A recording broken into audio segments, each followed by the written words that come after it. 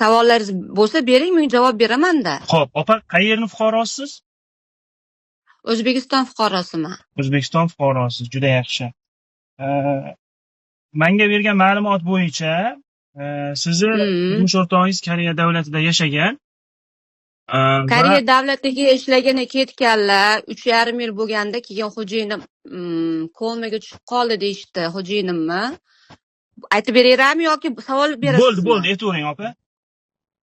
Xo'jayinimni komaga tushib qoldi deyishdi.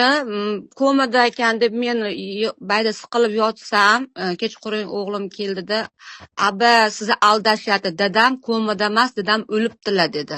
"Qaydan bilding?" desam, "Dedamni butun videolari, rasmlari internetda bitta Koreya yangiligi degan internetda tarqalib yotibdi. Hamma bilib bo'pti, biz bilmayapmiz. Nimaga dedamni intervyuga berdingiz?" deb men bilan menga xafa bo'ldi o'g'lim. Men hech qanaqa o'lmagan deb o'ylab o'tirsam, avaz borib, hech kimdan so'ramay, meni erimni o'lgan joylarda videoga olib, ehsonga qo'yib yuborgan erimni. Keyin ashida erim o'rtog'i bo'lgan endi yonida o'lganda bo'lganda o'shani kartasiga yig'ilgan ekan. Keyin xo'jayinim o'sha ehsonni nima qilgandan keyin men xo'jayinimni bildim уже hamma bo'lgandan keyin bir kundan keyin o'rtoqlar telefon qildi, shunaqa Nozimjon ehsonga qo'yishgan ekan dedi, Maqsudim Nozimjon edi. Meni kartamga $25,000 pul tushdi 1 soat ichida dedi. Endi ashin bir 5-6 ming so'rang avazdan dedi menga. Men aytdimki, nimaga ehsonga qo'yasizlar? Biz ehsonga qo'ymasang ham olib kelib olardik. Mendan so'rash kerak edi ehsonni desam, bilmadim, u qaydandir kelib ehsonga qo'ydi dedi. U bo'lmasa dedi, o'liklar ketolmas ekan dedi. Nimaga ketolmas ekan dedim. Davlatimiz bor, o'liklar qolmaydi dedim. Desam, bilmadim, kelib ehson qildi dedi. Keyin men avazga telefon qildim. Qilsam, aytdiki, men dedi 1 so'm bermayman dedi. Men dedi bu pulni dedi masjid quraman eringni nomidan dedi. Yolg'on gapirma dedim. Bo'pti, masjid qursang ham dedim. Videolarni olib tasha erimni, hamma videolarni olib tasha desam, men bilan shunaqa urushda avaz, seni dedi bir kechada yo'q qilib yuboraman. Agar istasam masjidda turib, ertalabgacha bolalaring bilan uyg'onmaysan dedi. Nimaga unaqa qo'rqityapsan? Sen kimsan desam, men dedi o'zimga ishonmasam bu ishni qilmayman dedi. Xullas meni rosa u dedi, bu dedi qo'rqitib, haligi nimani olmadi, videolarni olmadi, turdi. Kecha Nozimani ishidagi endi videolar o'chib ketdi. Videolar ashin mahalgacha turdi, 5 yil kamida turdi.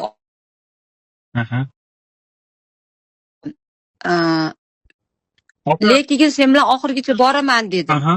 Desam, o'g'ling dedi, yaqinda Koreyaga kelar ekan, o'g'lingni yurishini o'yla dedi. O'g'lim Koreyaga borishni bilib, qaydan bilgan bilmayman. O'qishga topshirganda imtihondan o'tib qoluvdi.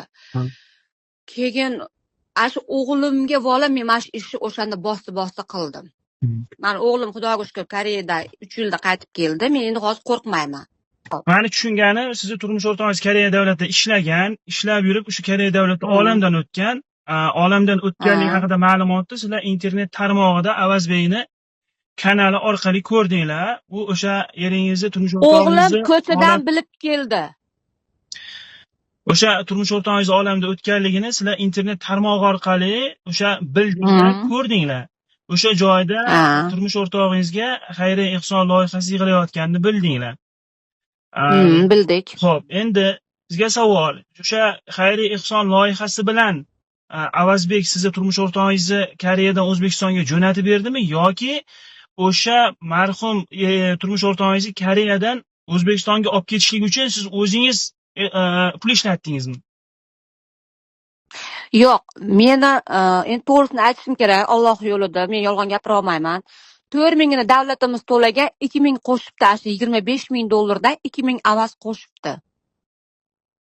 Sizni turmush o'rtog'ingizga 25 ming AQSh dollari pul yig'ilgan, o'shadan 2 mingini sizni turmush o'rtog'ingizga sarflagan. Qolgan pullarni siz so'ramadingizmi? Men keyin qolgan pullarni so'ramasdan oldin nima uchun mendan so'ramay erim ehsonga qo'yding dedim. Mayli qo'yibsan dedim. Sharmanda qilding bizni dedim. Endi shuncha sharmanda bo'lganimga yarasha men ikkita voyaga yetmagan bolalarim uchun hech $5000 jo'natib ber dedim. Desam, bir tiyin bermayman dedi. Nimaga desam, buni men masjid quraman dedi. Bir so'm bermadi, Alloh guvoh. Agar bergan bo'lsa harom bo'lsin bolalarimga ham menga. Xo'p, tushunarli opa. Endi qarang. U masjidni qayerda quraman dedi opa? Koreyadami, O'zbekistondami? Koreyada masjid quraman dedi. Koreyada. Koreyada masjid quraman dedi. Qayerda qurilishigini aytmadimi masjidni? Yo'q, qayerdaligini aytmadi. Koreyada dedi, masjid quraman, nomidan pul qo'shaman dedi. Bu hamma pul dedi, masjidga ketadi dedi. Tushunarli. Opa, turmush o'rtog'ingiz qachon olamdan o'tgan?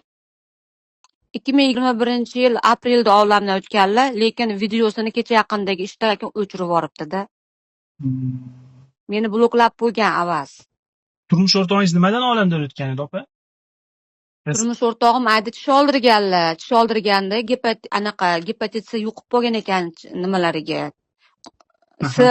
Gepatit C bor-ku, jigar sirroz bo'libdilar edi.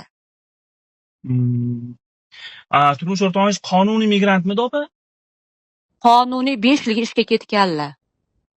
5 yilga ishga ketgan, ya'ni noqonuniy migrantman. Aytdiki, agar meni bezovta qilaversang dedi, eringni shunaqa videolari bor dedi.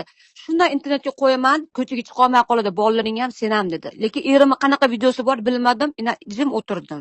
Bolalarim sharmanda bo'lmasin deb. Erimning qanaqa videosi bor bilmayman lekin. Meni ashuna deb qo'rqitaverdi. Tushunarli. Bu bo'yicha tegishli idoralarga, xodimlarga ma'lumot berdingizmi siz? Bermadim, chunki o'g'lim Koreyaga ketish kerak bo'lganida, bu avaz juda yomon shantajchi, yomon odamligini bilganim uchun men to'xtatganman bu mavzuni. Nimaga o'g'lim Koreyada tinch yursin deganman. Endi avaz hozir nima deyapti sizga opa? O'sha pulni so'ramadingizmi siz? O'shanda so'raganimda meni bloklab qo'ygan o'zi. Uni gaplarini yozib olasam, WhatsAppdan gaplashardik-da, WhatsAppda yozib olishni bilmasdim-da. Hozir ham bilmayman, masalan, WhatsAppda gaplashganda yozib olishni. Hozir mana oradan 5 yil o'tdi-ku, masjid qayerga solinibdi? O'sha bir qiziq ko'rmadingizmi? Masjid yo'q.